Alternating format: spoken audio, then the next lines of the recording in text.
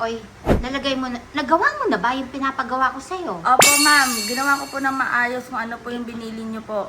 Oh, sige nga, ano yung mga ginawa mo? Yung sinabi niyo po na binigay po namin yung pondo. Anong pondong pinagsasabi mo? Yung niluluto, naluto mo na ba? Ay, may lulutuin po ba? Nilulutuin, tamantuin, nakalimutan mo Hindi na ko na. po alam, ma'am. Kasi yung bangs ko po nahati para pong kay Moises. Oh, nagawa mo na ba? Nagawa mo na ba? Unsa man? Ano kung saman? Nagawa mo na ba? Naluto mo na ba? Yung pinaluluto sa'yo. Bahog? Anong bahog? Dako? Anong dako? Ano pinagsasabi mo? Unsa man? Ano? Hindi ka ba makaintindi? Di ba Tagalog? Ha? Anong sinasabi mo? Unsa man?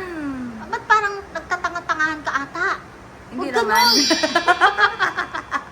Pero ito nga mga kabatang helmet. Diyos ko, teka lang ha.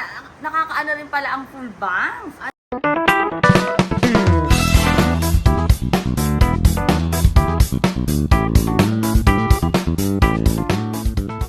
Nakakaloka. Ito si Madam Acosta nung hearing sa House. Oh. Porket nakahati lang yung bangs niya. Eh, nakakapag-Tagalog at nakakapag-English. Pero eto, nung humarap sa Senado, nakakaloka, naka-full bangs lang. Hindi na lang makapag-Tagalog or makapag-English man lang. Ay, Diyos ko, bakit? nakakaloka. Ayan tuloy na nagalit tuloy si Senator Erwin Tulfo. Of the hearing in Congress. Hindi ko po maintindihan bakit parang dito hirap na hirap po siya magtagalog when in fact sa Congress po noong November, Tagalog naman po ang sagot niya. Ang tanong po sa kanya ni Congressman Luistro, payment of incentive, 11 po. Would you know whether this amounts would total 120 exactly? Yes, ma'am. Gitotal ko po yan, ma'am. 120 million po. It's all puro Tagalog, Mr. President. What is this? I mean, mabuti po sana pati yung discretionary, and she's a government official, she doesn't know what discretionary means is. I mean, what it means. Dito po, puro sumasagot naman po siya. English, Tagalog. Yes po. Are you aware? Opo. O may authority, special dispersing officer. Kasi po, wala akong alam kung paano po i-implement ang mga confidential. Mr. President, tama na po itong panluloko sa atin. Please, Mr. President, compel this witness to talk in Tagalog. Kahit po yung mga Bisaya po nakaintindi ng Tagalog, nakakasalita ng Tagalog, ano tayo sa ibang bansa? Ano tayo, mga Hapon, mga Chinese? I know, Miss Witness, you can understand Tagalog, you can speak Tagalog, dahil nandito po ito. Ilang pahina po ito.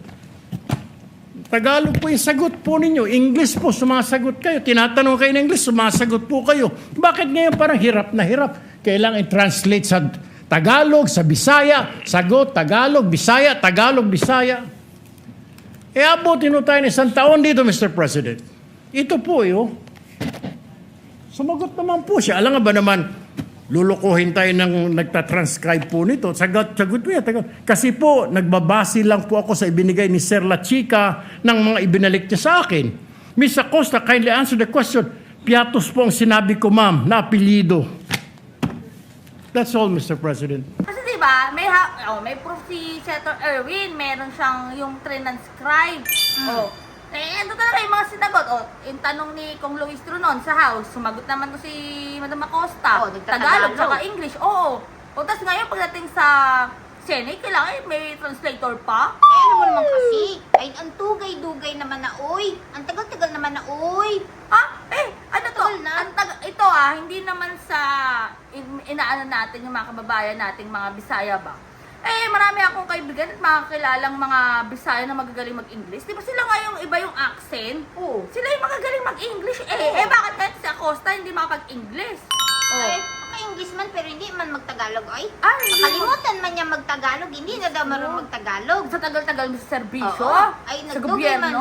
man sa serbisyo, nakalimutan na magtagalog, oy. Eh kasi nga, no? Kasi baka nataranta na kasi yung mga biglang lumabas na sila Piatos, sila Pampano, sila Miko Harina. Baka na nga nalito na. Nalito na siya. Na-discarril na Ay. yung tornilyo ng utak. Ay, anong tornilyo man yan, oy?